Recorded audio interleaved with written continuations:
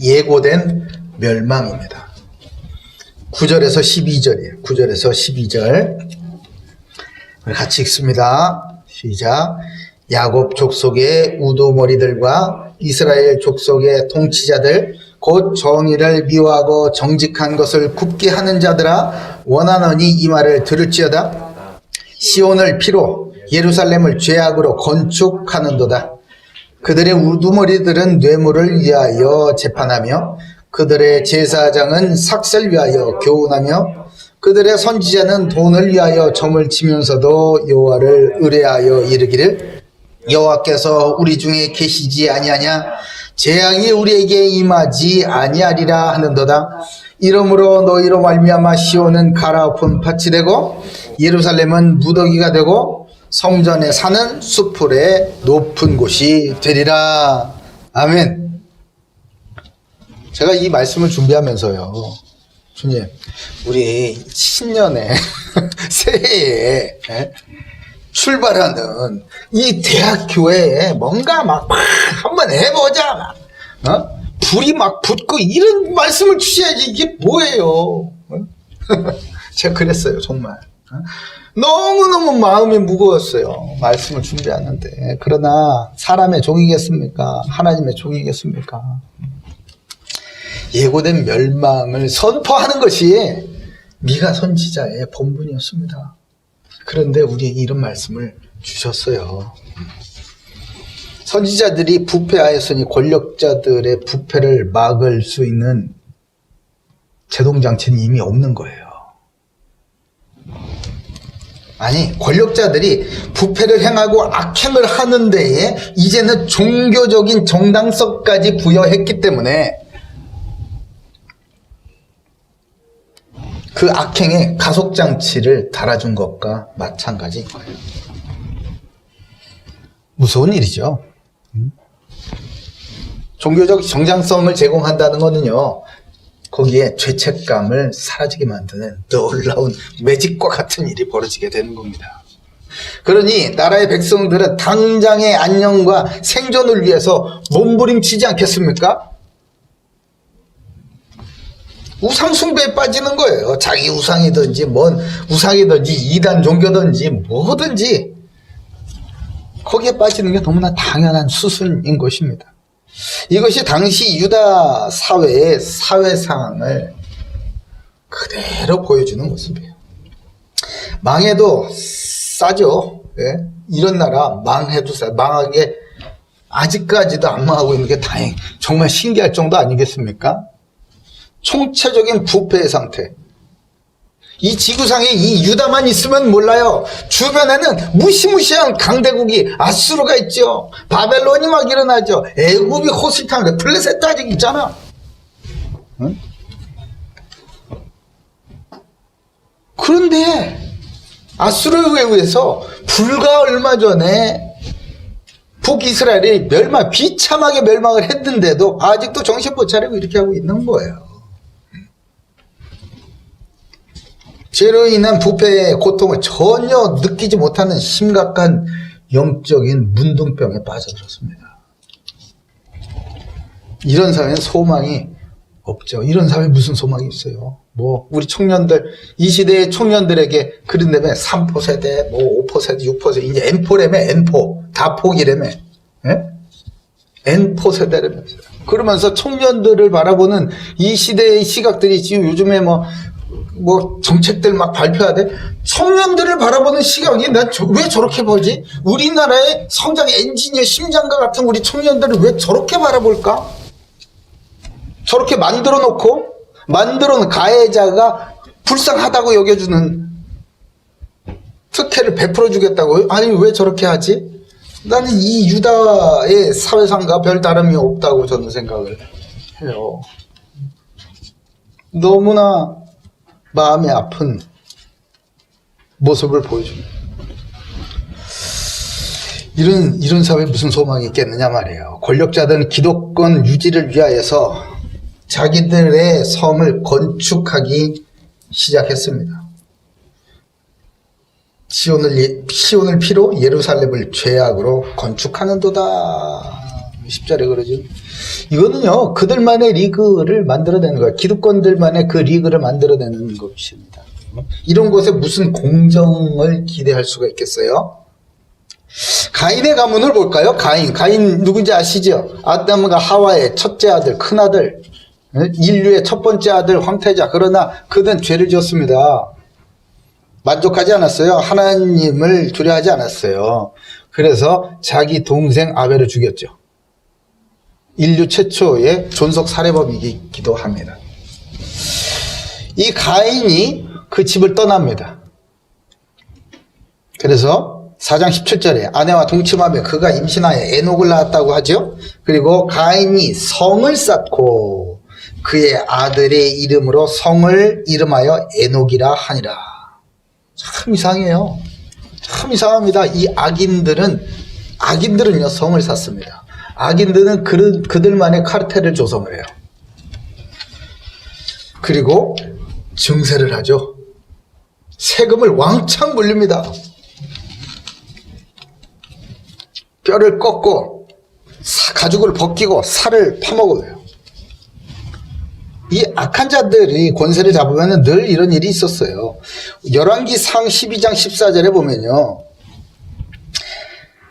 솔로몬의 이제 아들 르호보암이죠. 르호보암 때에 와가지고 나라가 분열을 하죠. 왜 이렇게 됐을까? 한번 보세요. 열왕기상 12장 14절. 어린 사람들의 자문을 따라 누가요? 그 솔로몬의 아들 르호보암이 어린 사람들의 자문을 따라 그들에게 말하여 이르되 내 아버지는 너희의 멍에를 무겁게 하였으나 나는 너희의 멍에를 더욱 무겁게 할지라. 내 아버지는 채찍으로 너희를 징계하였으나 나는 전갈 채찍으로 너희를 징치하리라.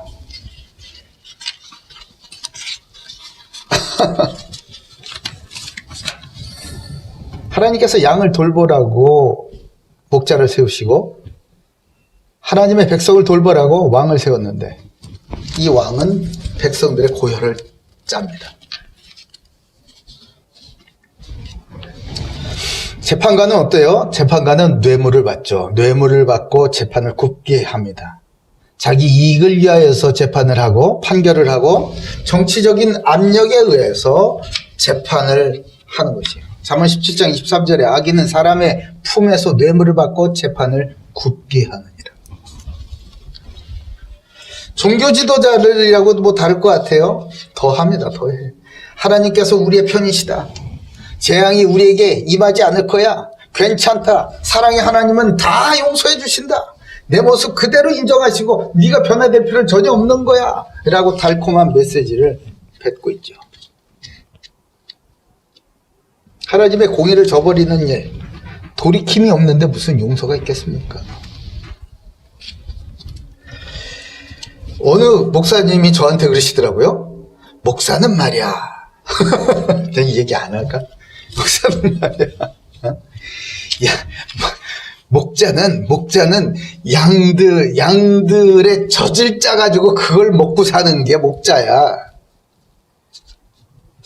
양들의 털을 깎아가지고 그걸 팔아서 먹고 사는 게 목자야. 그러시더라고요. 그날 이후로 저는 그분과 교제를 끊었어요. 왜? 오늘 미가 선지자가 선포하는 그 종교 지도자가 바로 그런 사람이기 때문에 그렇습니다. 하나님께서 우리 편이시다. 나를 위해서 제 양들을 맡겼다.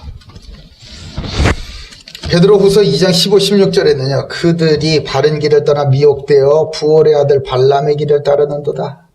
그는 불의의 삭슬 사랑하다가 자기의 불법으로 말미암아 책망을 받되 말하지 못하는 나귀가 사람의 소리로 말미암아 이 선지자의 미친 행동을 저지하였느니라.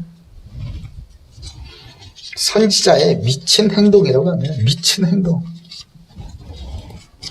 결국 하나님께서 오래 참으시는 하나님께서 정의를 행하시죠.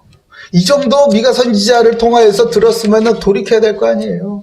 우리가 잘못하였구나 라고 돌이켜야 될 것 아닙니까? 그러나 돌이키지 않자 하나님은 정의를 행하십니다. 열왕기 하 25장 7절에 보니까요. 그들이 시드기야의 아들, 시드기야는 유다의 맨 마지막 왕이죠. 그 바벨론에 의해서 함락이 될 때 그때 왕이에요. 맨 마지막이 아니고 그때의 왕 시드기야. 시드기야의 아들들을 그의 눈앞에서 죽이고 아무도 도와줄 자가 없었어요. 하나님 나를 도와주세요. 구원해 주시옵소서 하는데 하나님은 얼굴을 가리셨습니다. 아무도 그들을 구원할 자가 없었어요. 또한 시드기야의 두 눈을 빼고 놋사슬로 그를 결박하여 바벨론으로 끌고 갔다. 하나님은 정의를 행하시는 하나님입니다. 시편 137편의 1절에 우리가 바벨론의 여러 강변에 거기 앉아서 시온을 기억하며 울었도다. 옛날이 좋았지. 옛날이 좋아. 우리가 어쩌다가 이렇게 됐나. 우리가 어쩌다가 이렇게 됐나. 대한민국이 어쩌다가 이렇게 됐나. 우리가 바벨론의 여러 강변에 거기에 앉아서 시온을 기억하며 울었도다.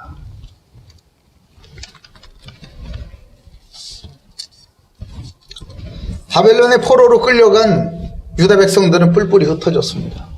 그래서 치욕을 당하면서 시온을 기억하며 하나님의 통치하심 아래에서 살았었던 그때의 영광과 행복과 풍요와 모든 충만을 기억하면서 시온을 기억하며 울었도다. 한 사회가 얼마나 절망적인가는요, 다른 거 볼 거 없어요. 교회 지도자들의 메시지를 잘 들어보면요, 금방 알 수가 있습니다. 성령께서 역사하시지 않으니까 교회와 목회자는 예수 그리스도의 복음을 말하지 않아요. 뭘 합니까? 박애주의적인 선행을 강조합니다. 사회 참여를 강조해요. 인본주의적인 지식이나 혁명적인 사회개혁이나 율법적인 신비주의를 추구를 하게 되는 것입니다. 그리고 비대한 규모와 두터운 스펙을 추구하게 되면서 점점 더 이 교회의 본질에서 멀어져 가게 되는 것입니다. 결국 돌이킬 수 없는 멸망길로 그 사회는 들어섰음을 나타내는 인디케이터와 같은 거예요.